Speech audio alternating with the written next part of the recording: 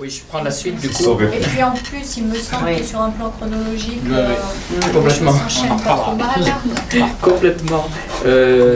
Donc parce que stage de Courlet, donc moi j'avais 16 ans à l'époque et je voulais y participer parce que ma sœur et les parents de Jean-François Mignot qui sont là cet après-midi avaient déjà commencé au sein d'une association, d'une amicale laïque évidemment, parce que c'était le cadre de l'époque à Cerizay, donc alors là on est dans le bocage, on est dans Deux-Sèvres, avait commencé donc à créer ce groupe qui deviendra l'Avent 2 et avait participé à ce stage. Et moi, ben voilà, mes parents avaient jugé que j'étais trop jeune, c'était encore une époque où il y avait quelques rigidités.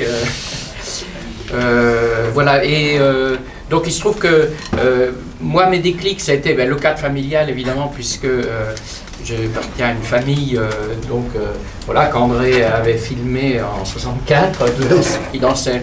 Mon oncle était celui qui dansait l'Avent 2 et a pris l'Avent 2 d'Yves de Courlet, qui s'est répandu par la suite, comme l'on sait.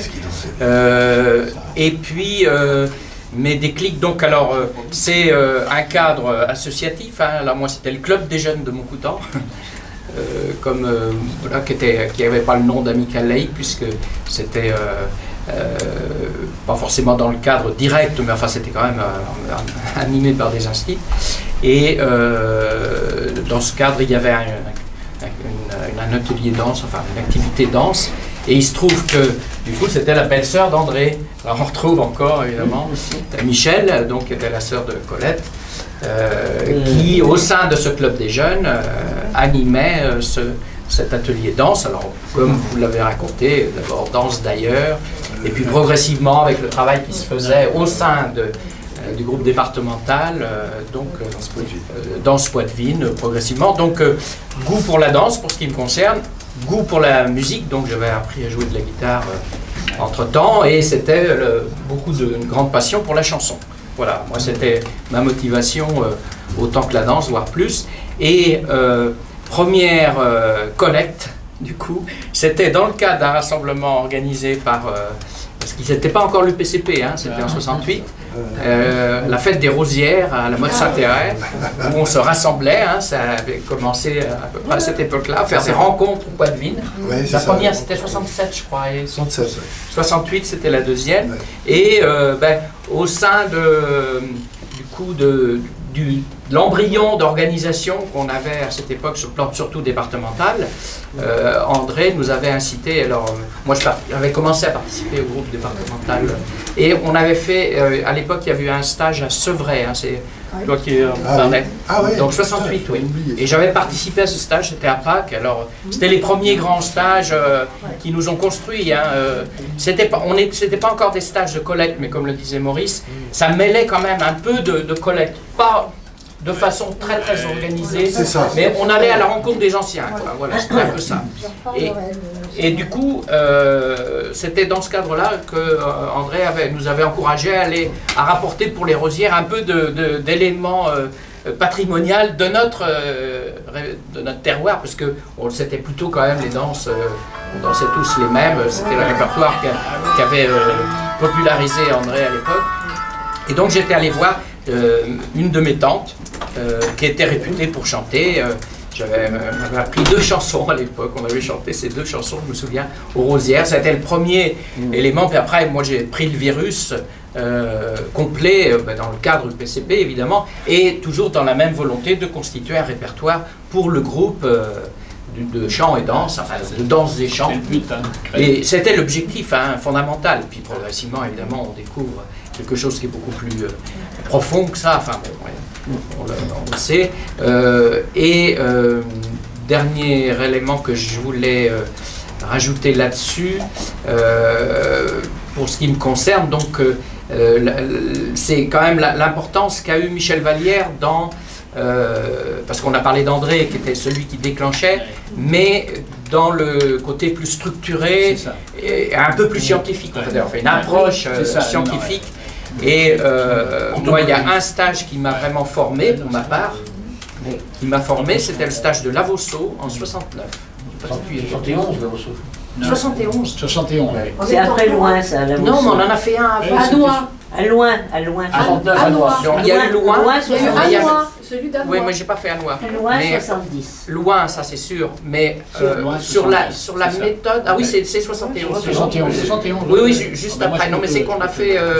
Parce que notre premier. Tu peux redire le toponyme, là, parce que j'ai pas...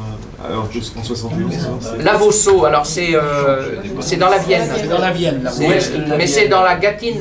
Nord-ouest. C'est dans la zone de bois. Vous l'appelez toujours la Gâtine, mais c'est les bois. Oui, c'est les bois, voilà. On appelle ça, c'est les Pas très loin de Partenaire, en fait. C'est la zone qui Et sépare la plaine du et coup, la- c'est la première fois moi, où quand même on avait une vraie méthode de collègues. Là, je l'avais suivi dans les enquêtes. Et pour moi, ça a été très formateur. En dehors du fait qu'on avait... André avait lancé officiellement ce qui s'appelait l'opération sauvetage de la tradition orale paysanne. Qui n'a été effectif qu'en 71. Voilà, en 71, ça a été lancé en 71. Et du coup, c'est à partir de là qu'on a commencé à structurer notre collecte sur le terrain de façon collective aussi et pas forcément individuelle. Alors, évidemment, donc on se situe, enfin moi je me situe complètement dans cette filiation collective.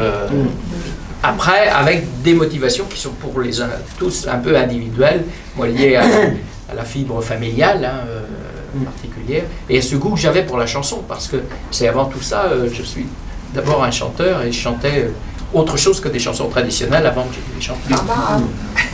Non, c'était Brassens plutôt pour... Seul, tous les joueurs de guitare, c'est Brassens. Merci Janie. On garde peut-être ce temps plus repère dans tout ça. cette diversité-là que vous pointez, ceux plus thématiques, ceux couvrant des domaines plus larges, ceux plus ancrés sur l'importance du cahier d'enquête ou non. Est-ce que, Janie, par exemple, tu peux nous préciser, toi, comment tu procédais et nous préciser ce qu'a pu être la démarche à cet égard-là de l'ARCUP? Alors après, il y avait des éléments structurants, donc ceux qu'on a rappelés à partir de 71, vraiment.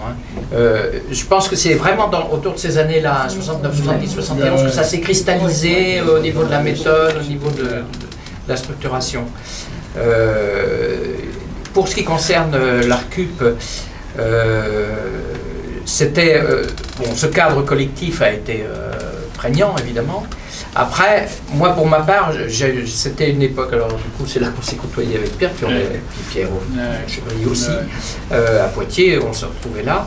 C'était les années, moi j'étais en formation, je me rappelle, pour être prof de PEGC, c'était ça toi aussi, hein, et on avait quand même un peu de temps, enfin en tout cas on prenait. Et moi j'ai passé énormément de temps du coup sur le terrain aussi. Alors moi je faisais moins de kilomètres parce que c'était chez moi, alors donc j'avais moins de kilomètres à faire. Mais à aller comme ça, vraiment à la quête, alors c'était vraiment, on leur dit pour faire du répertoire quand même avant tout. Hein, puis progressivement évidemment on découvre cette espèce d'univers culturel extrêmement complexe. C'est ce qui, comme tu l'as dit François, le collectage était structurant, ça c'est clair. Hein, parce qu'on est passé du côté collectionneur, hein, j'ai dit l'autre jour, celui qui collectionne les chansons, qui collectionne les danses, à celui qui découvre une culture. Quoi. Enfin, et qui était notre culture en plus. C'était ça la particularité. C'est quand même celle qu'on portait aussi, on la portait en partie. Et on redécouvrait en fait une part de nous-mêmes quelque part. Et donc, je pense que le côté quand même artistique a été, enfin pour moi, prédominant quand même. Même si on a découvert des gens qui avaient cette forte imprégnation culturelle de tout ce qu'ils portaient en eux, quoi. Enfin, des gens, moi je pense à quelqu'un comme Sidonie, que j'ai connu en 72 à Montravers, là, qui était une grande chanteuse, mais c'était une conteuse. Et alors là, du coup, moi, j'atteignais pas quand elle parlait de la guerre 14. Elle a eu des témoignages qui sont extraordinaires sur comment elle l'a vécu dans sa famille, cette période-là. Et progressivement, c'est plutôt ce qui est devenu prédominant, c'est des personnages, quoi. Des personnages qui portaient en eux, souvent d'ailleurs, beaucoup de force artistique, hein, mais qui étaient de grandes personnes au sens plein du terme, qui avaient une sagesse, qui avaient du coup auprès desquels on passait du temps, et pas forcément pour enregistrer telle ou telle chanson, mais vraiment je pense qu'on a ça s'est cristallisé à un moment donné sur alors les personnages de musiciens évidemment, parce que ça, alors s'il y avait des personnages qui étaient importants, c'était les musiciens aussi, parce que c'était quand on les connaissait tous, c'était au-delà au-delà la musique, hein. Enfin bon, c'est bien, hein. Des gens comme Roger Manceau, là, c'est un peu l'image, l'archétype. Est-ce que Magnéto, néanmoins, dans la démarche, tu nous dis là, cet ancrage et cette relation qui se tisse avec les gens, est-ce que vous restez néanmoins dans une démarche de collectage, c'est-à-dire d'enregistrement, ou est-ce que par moment on quitte cet ancrage-là moi, c'était toujours dans une démarche d'enregistrement, mais à la limite, Magnéto, il était là, on s'en apercevait plus, hein, au bout d'un moment. Hein. Alors, bon, il y a l'aspect, enfin vous l'avez souligné, l'aspect financier quand même qui n'était pas neutre. Hein, parce que quand on a tous démarré, moi je me souviens, enfin je l'ai dit déjà, j'avais acheté moi un magnéto, c'était un Grundig, avec des toutes petites bandes, mon premier magnéto que j'avais acheté, j'avais payé 400 francs, je m'en rappelle. T'en as eu un toi aussi? Et j'avais pas beaucoup d'argent quoi, et alors on économisait la bande, et moi je me souviens, j'avais une bande que le club des jeunes Bouquetins m'avait prêtée, et c'était toujours la même bande que j'utilisais. Puis je la dépouillais et je la réutilisais. À Bordeaux, on nous a dit la même histoire. Et du coup, après, bon, il y a eu quand même les mini-cassettes. Philips qui a inventé les mini-cassettes, ça a été une révolution. C'est pas du matériel extraordinaire. Les premiers, c'était excellent. Et c'est encore... Mais attends, on a des bandes de 71 et qui sont Oui, c'est un vrai problème de micro. non mais le micro c'est autre chose. Et l'utilisation qui était faite. Alors juste... on va pas partir en... Non mais je finis juste sur cet aspect technologique qui n'était pas neutre quand même, mais à partir de 71-72, ça n'est plus été un problème, à la fois parce que donc André est élu PCP, hein, parce que c'était porté par quand même Marguerite pour en témoigner, toutes les demandes de subventions faites à Jeunesse et Sport, et c'était Jeunesse et Sport qui finançait à cette époque-là tout le matériel qu'il y avait. Et du coup, où on avait moins de scrupules à laisser tourner les magnétophones, quoi. Et évidemment, à être dans une relation beaucoup plus libre avec les gens. Et puis on est passé du 4,75 au 9,5. Oui. Ah mais c'est très important. Je me rappelle, c'était en 74. 9,5 cm/s. Moi j'avais un UR 4 une réunion et tout le monde pistes. disait maintenant, je ne sais pas qui c'est qui avait dit ça. Formidable. Quelqu'un était spécialisé là-dedans, il a dit il faut qu'on enregistre en 9,5. Il tournait en 19. Et après en 19. On tournait en 19. Mais avant c'était du 4,75. Première bande. Oui. 8 heures. Pour l'anecdote, moi je voulais dire une chose, c'est qu'à une époque, à l'UPCP, André disait, moi j'ai la politique du vin d'honneur. Vous savez pourquoi? Parce que ça permet de réunir tous les gens qui sont susceptibles de nous donner du fric ou qui nous en ont donné déjà et qu'on remercie. Et ça, alors qu'est-ce qu'on s'en est tapé des vins d'honneur? C'est le crowdfunding de l'époque. Oui, oui.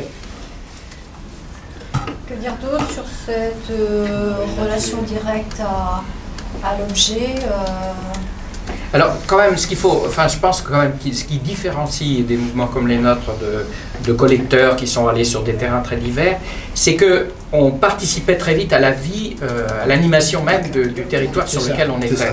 On n'était pas des étrangers, c'est-à-dire qu'on créait, on avait des groupes, bon, qui se produisaient sur le terrain, donc qui restituaient directement sous cette forme. Qui essayaient de restituer le plus possible ce qu'ils venaient de recueillir. Moi, je me rappelle des danses, on arrivait de recherche, excuse-moi, on arrivait de recherche, le soir il y avait atelier danse, toc, on apprenait la danse qu'on venait d'apprendre l'après-midi. Complètement.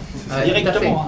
Et du coup, il y avait quand même, très vite avec les gens de notre territoire, quand même une relation plus complice qui s'est créée. Où les gens portaient un peu, et comme tu je ne sais plus qui c'est, non c'est Pierrot, il y avait des gens qui allaient eux-mêmes collecter des anciens. Moi j'ai connu 2 ou 3 personnes qui m'ont dit, ah, tiens, on va aller voir un tel, on va aller voir un tel, et qui m'emmenaient voir des personnes qu'ils avaient repérées comme étant des témoins potentiels, quoi. Et puis jusqu'à Rachel Grimaud, enfin t'en parleras Viviane, peut-être, mais Rachel, donc, qui elle-même était collecteuse. Elle s'est faite collecteuse. Elle faisait ses choix et puis triait. Oui, alors. Cabaret. À 80 ans. Alors, ce qu'il faut dire quand même.